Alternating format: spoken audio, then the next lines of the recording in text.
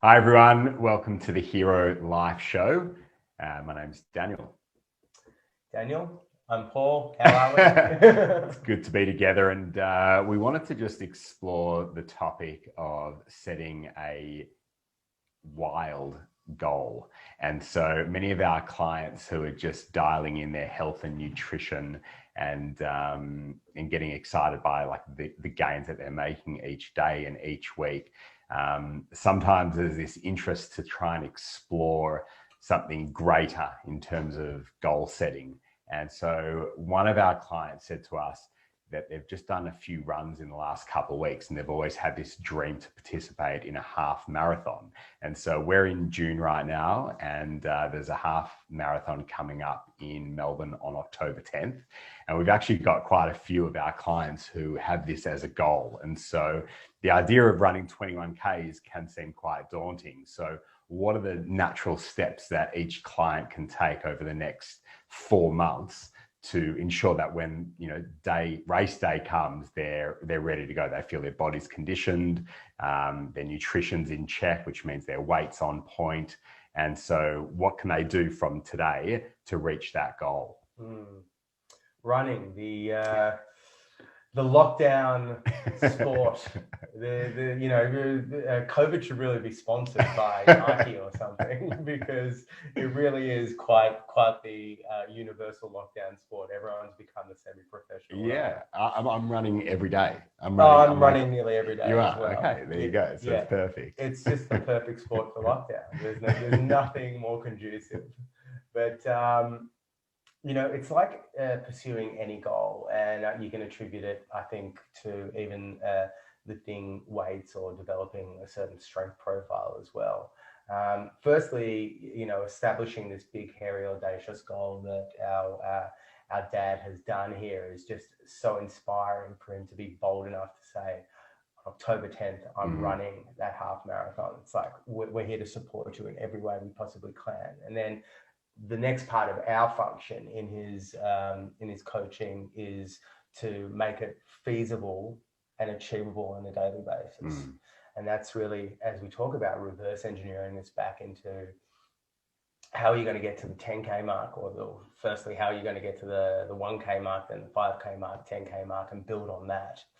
And, we're developing a plan with him, not just physically, but psychologically, because he's going to come up against, points where he's going to lose motivation. He may even come up with some minor injuries, and it's about navigating all of these and being able to understand that you can burst through and understand that you can get through any kind of barrier that takes place, because we've all come up against injuries that take place when it comes to athletic pursuits, but it's about moving through them in a really empowering way. Yeah, it really is. And I think it can be also really helpful to journal out like a plan of attack. And, part of the program that we run is to like actually do some running each week. And we just keep it really simple. It might be 10 minutes throughout the first week, maybe do that once or twice and then increase from there. And each client wants something different, but having a goal like the half marathon, it's exciting to see like week to week what the training can look like.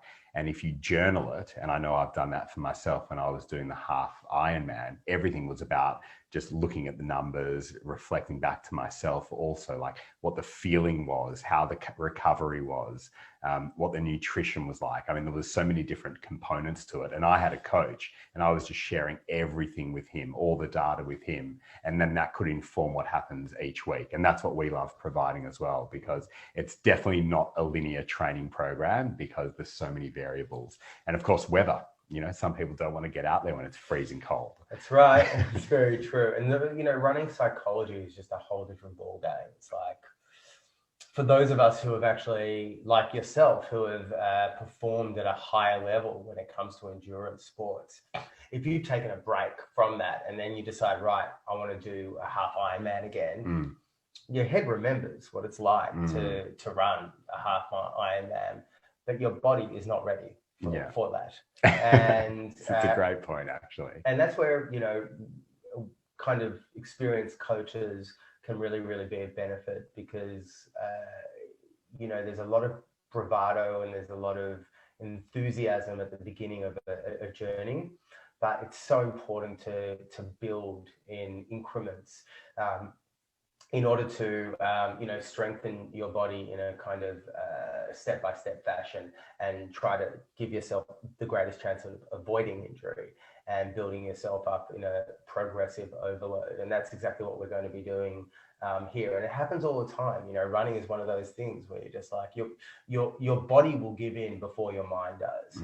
And if your body gives in, you can continuously pound and contract and exacerbate injuries whilst trying to burn through this with your mind. And that's something to just be aware of.